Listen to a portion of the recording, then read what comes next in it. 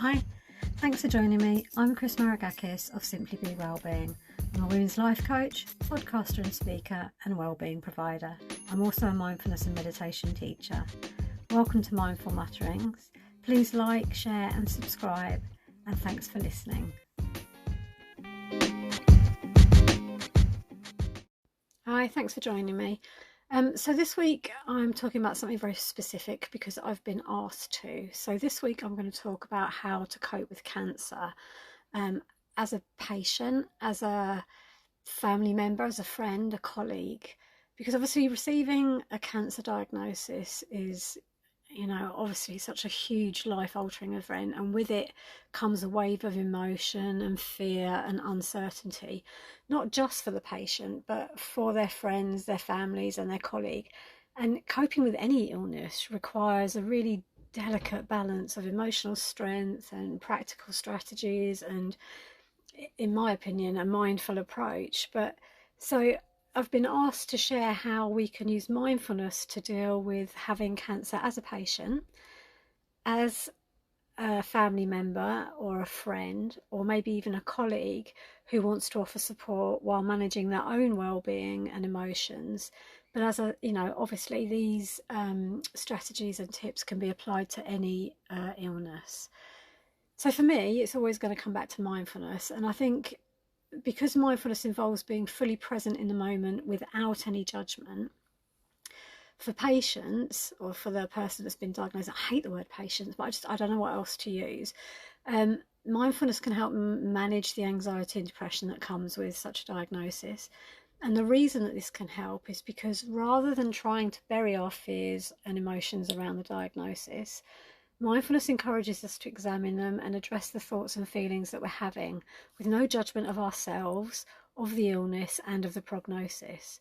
So it helps us to come to terms with the reality of the situation so that we can choose how we want to proceed. And that gives us a sense of control over what we're doing and what we're going to do next. And for family and friends, it can help to do the same, and I guess it can support us while we provide compassionate support.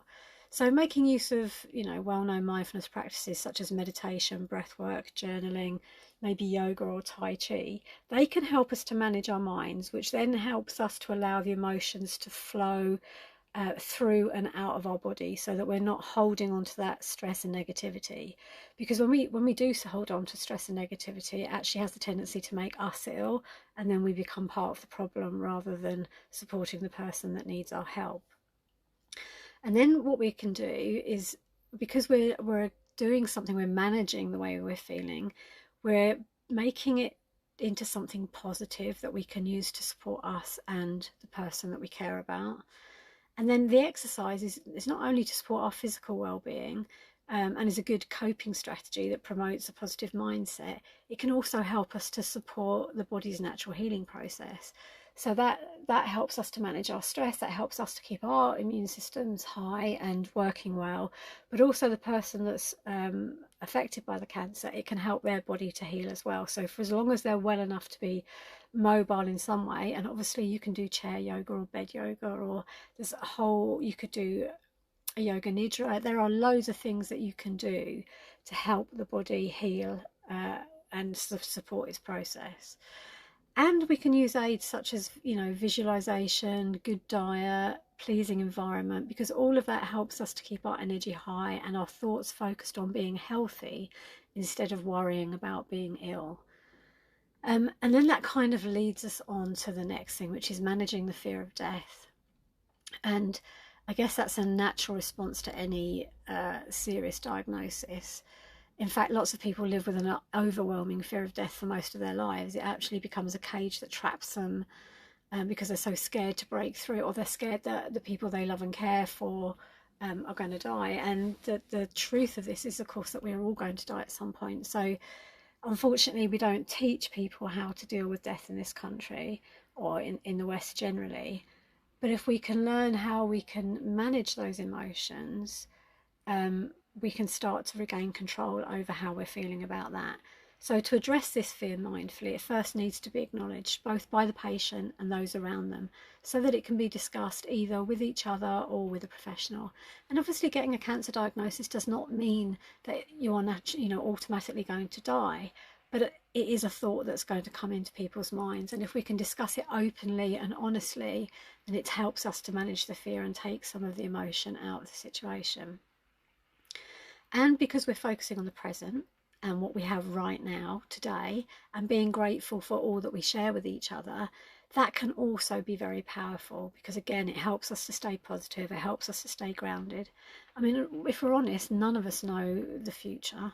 We've got no idea of knowing what's going to happen, and worrying about what might happen only takes away our peace of mind from today. It also causes us to release stress hormones, which do not support the healing process. And then our negative emotions cause our vibration to lower, which means that we're attracting more negativity to us, which is again something that we most definitely do not want. So, navigating these emotions. Obviously, cancer brings a whirlwind of emotions, including anger, sadness, frustration. And our emotions are signposts to show us where our thoughts and beliefs aren't working for us. Because for most of us, the suffering that we're feeling, the pain that we're in, is caused because we don't think something should be happening, or because we think it's not fair, or it's not right that this should happen. And the honest and very painful truth is that it doesn't really matter what we think about the situation. It is happening. It's happening right now. And no matter how we try and fight it, or we get other people to agree with us that it's wrong, it is happening. And sooner or later, we're going to have to deal with it. So we need to find ways to try and accept what's happening so that we can think clearly, and we can look for ways to prepare ourselves or find solutions. And then we can keep some of that calmness around us, because we start to feel in control.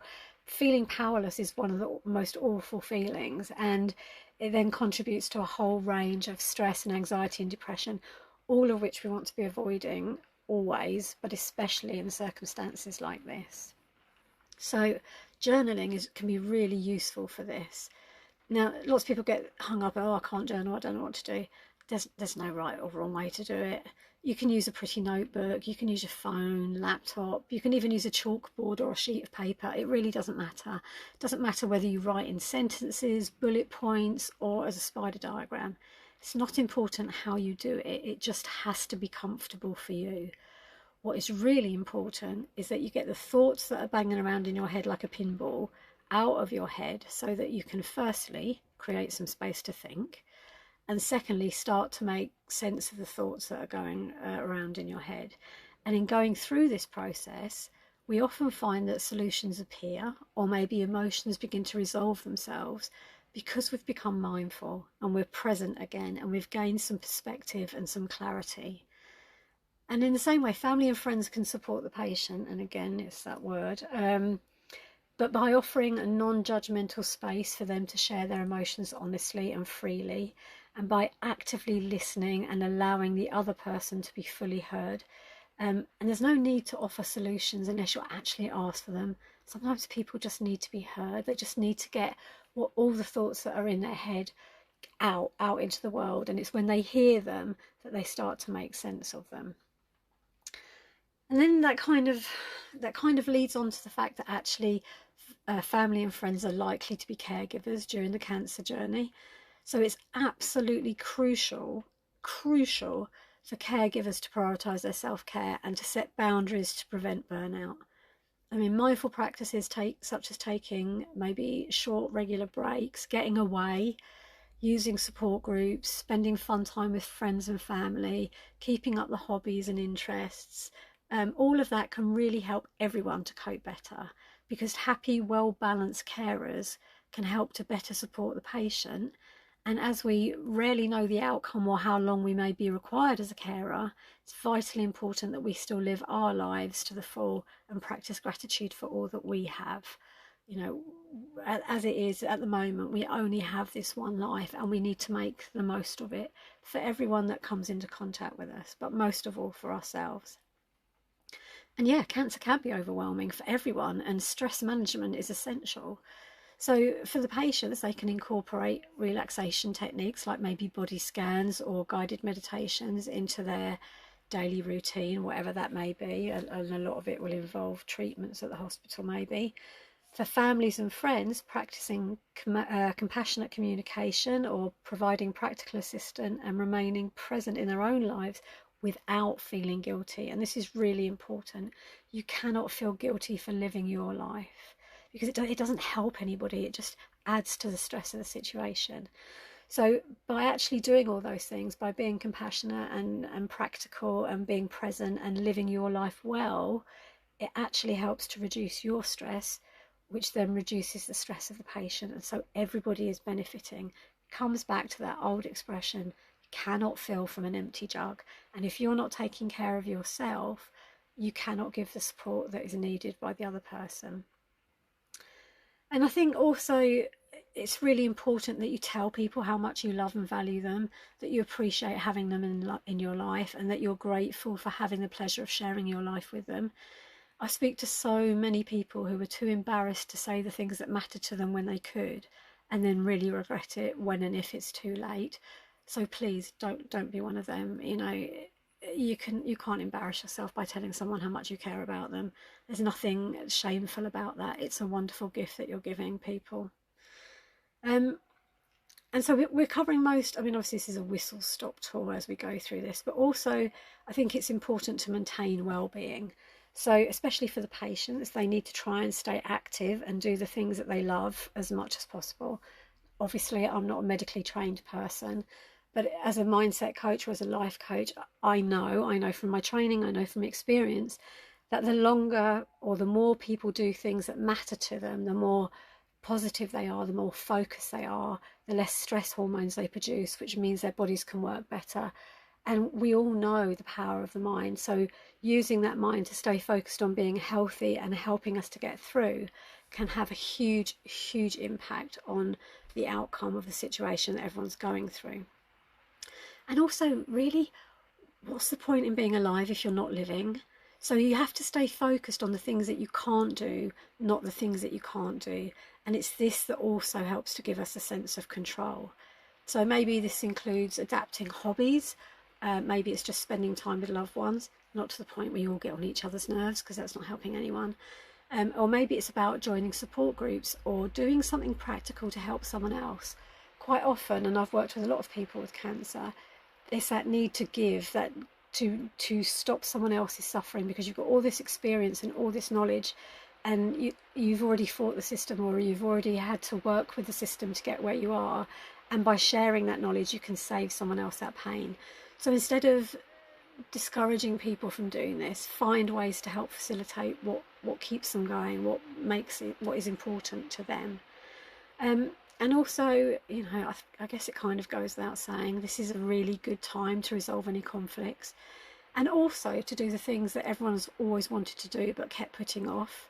And yes, I am talking about a bucket list. Families and friends can help arrange these activities, and if welcome, they can even go along and share the experience. And even, as I said, not all cancer or serious illness diagnoses end with death, but the point is, the more we pack into our life, the more we keep active, and the more we enjoy life, the more we get out of it. And that should be applied to us at any stage of life. And then I guess we have to address the fact that communication is crucial. Patients need to feel that they can safely express their needs and their fears and their desires openly with the people around them without fear of judgment, or more importantly, the people that they're talking to taking it on as their own problem and making the conversation about them or making their needs paramount. This is not your time. So if you're struggling, please get help elsewhere, but do not make the patient responsible for your well-being. I'm sure they already have enough to think about, and this is not how you can help them. So if that is you, if you are struggling with it, then there is no shame on reaching out to get help, especially as cancer can trigger some really complex emotions and challenges that may actually bring up something that require professional assistance. So maybe patients and their loved ones or colleagues or whoever it is should really consider coaching or counselling as a really valuable way to obtain support, to navigate the emotions and develop the coping strategies that you're all going to need to get through this process, however it manifests itself. And asking for help should never ever be seen as weakness or failure. It takes great courage and strength to recognise when we need a little help, and then to ask for that help is the most empowering thing that you can do for yourself and those around you. So please, if you feel that you are struggling or that some form of help is required, reach out and get it. You know, you don't need to go through these kind of things on your own. So I guess to sum things up, and like I said, this is a whistle-stop tour, and please get in touch if you have anything that you want me to explain specifically. But what I would like you to take away from this is that dealing with cancer mindfully involves finding a balance between the emotional, the physical and the practical aspects of the experience. And by embracing mindfulness and practicing effective communication, seeking professional help if needed, and developing the right mindset, we can actually improve outcomes. And this experience can then become an opportunity for growth and resilience and compassion and shared connection.